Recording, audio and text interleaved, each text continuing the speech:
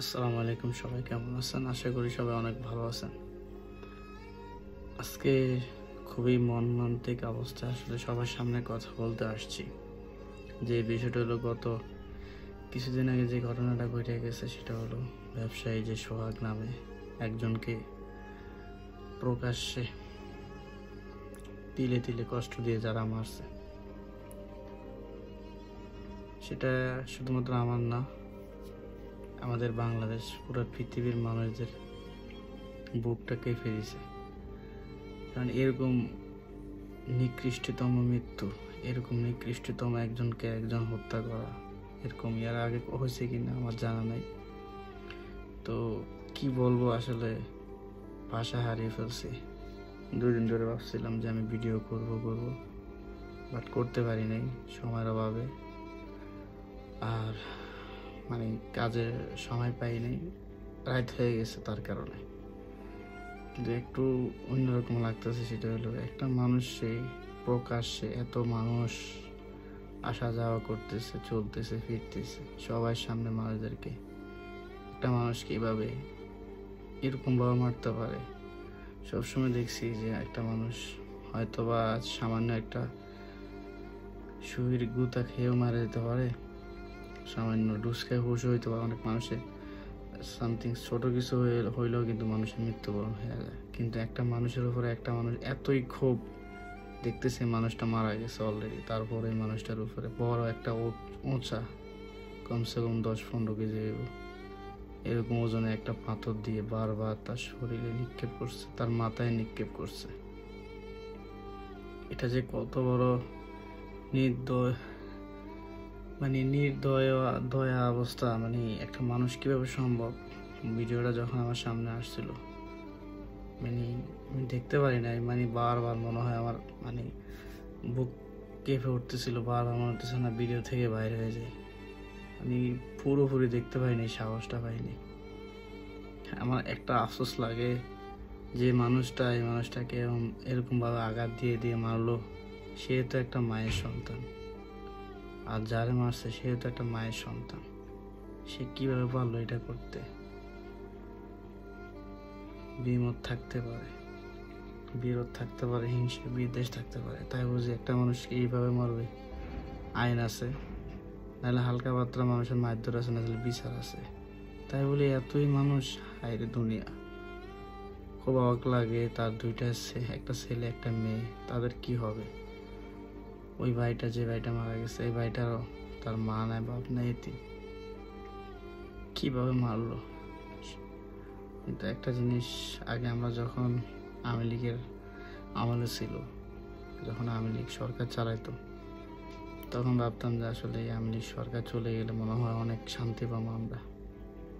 শান্তির আওয়াজটা পেতে না পেতে আওয়াজ শুরু হয়েছে। যারা এগুলা করতেছে খুবই নিন্দনীয় কাজ, খুবই নিন্দনীয় কাজ। যারা দুনিয়ায় তো শান্তিতে থাকতে পারবে না, এবং আখিরাতে তাদের জন্য বিরাট বড় আযাবের ব্যবস্থা আল্লাহ করে রাখছে। আল্লাহ কেউ মাফ করবে না। বান্দার উপরে বিন্দু পরিমাণ যদি কেউ জুলুম করে, আল্লাহ কখনো এটা সহ্য করবে না। ওই যে মিজানুর রহমান আল আজহারি সাহেব একটা কথা বলছিল যে এক দল 15 বছর খাইছে, আরেক দল খাওয়া শুরু করছে। এই কথাটা বলার কারণে সবার গায়ে লাগছে, কিন্তু কথাটা কিন্তু সত্য।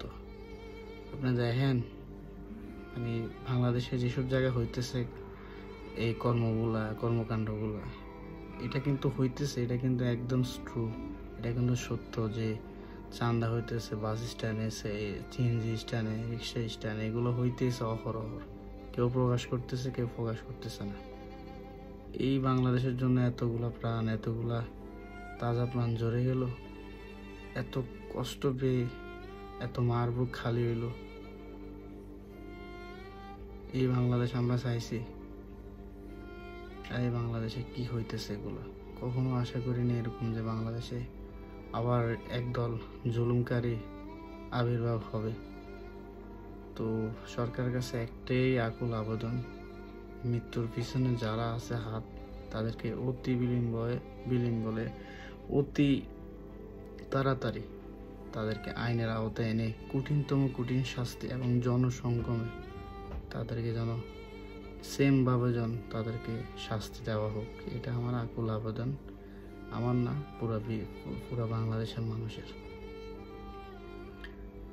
ফেসবুক এখন ঢুকতে পারি না, একটার পর একটা সমস্যা। কিছুদিন আগে একটা বাচ্চা 9 বছরের কি এমন দোষ করছিল, তাকে এমনভাবে মেরে রাখছে মসজিদের মধ্যে, মসজিদের ইমাম সাহেব মহাজনদের ফাঁসানোর জন্য। অথচ আমরা বিশ্বাস করি যারা মুসলিম, এটা কখনো করতে পারে না উনি।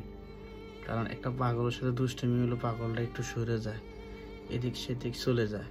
আর এই মানুষটাকে এতই যে উনি একটা খারাপ কাজ করে আবার মসজিদে রেখে দিবে, এটা কখনো সম্ভব না। এটা অবশ্যই ষড়যন্ত্র। একটা বাচ্চারে কিভাবে মারলো, এগুলো দৃশ্যগুলো দেখলে আসলে বুকটা কেঁপে ওঠে ভাই। আমার সাথেও হতে পারে, এগুলো সবসময় আতঙ্ক থাকে। মন চায় কি ফেসবুকে না ঢুকলে ভালো, মানে এরকম লাগে, ঢুকলেই মনে হয় যে কিছু না কিছু একটা দেখুন।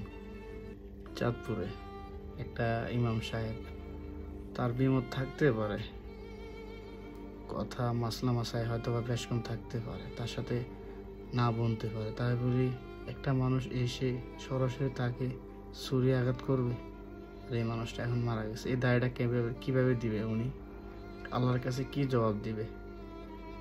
মানে যা দেখতেছে আমাদের বাংলাদেশ, ইদানিক হত্যা, রাহাজারি, খুন, ধর্ষণ, লাশ ঢুকলেই লাশ ফেসবুকে, সোশ্যাল মিডিয়াতে।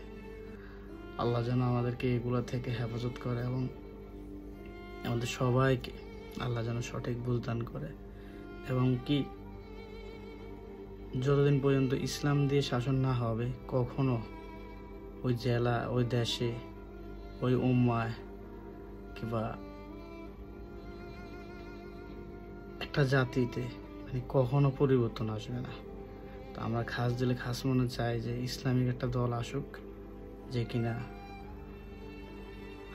আল্লাহর আইন বাস্তবায়ন করবে এবং শান্তি কায়েম করবে, সেটাই কামনা। তো সবাই ভালো থাকবেন, সুস্থ থাকবেন আর সতর্ক থাকবেন, আর আমার জন্য দোয়া করবেন।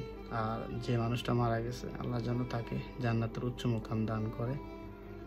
এবং কি যারা এই ঘটনাটা ঘটাইছে, আল্লাহ যেন তাদেরকে দুনিয়াতেও অস্থিরতার মধ্যে জুলুমকারীদেরকে এভাবে আল্লাহ কঠিন শাস্তি দিবে ইনশাআল্লাহ। আখিরাতেও তাদের জন্য কঠিন ভয়াবহ আযাব রেখে দিছে আল্লাহ। তো আল্লাহ যেন আমাদের সবাইকে হেফাজত করে এবং শান্তির পথে রাখে এবং 5 ওয়াক্ত নামাজ পড়ার তৌফিক দান করে। এবং আমাদের আব্বা আম্মা যারা জীবিত আছে তাদের সবাইকে আল্লাহ যেন হায়াতে তাইয়্যিবা দান করে। আর শেষ কথা বলবো, সবাই সতর্ক থাকবেন। আসসালামু আলাইকুম।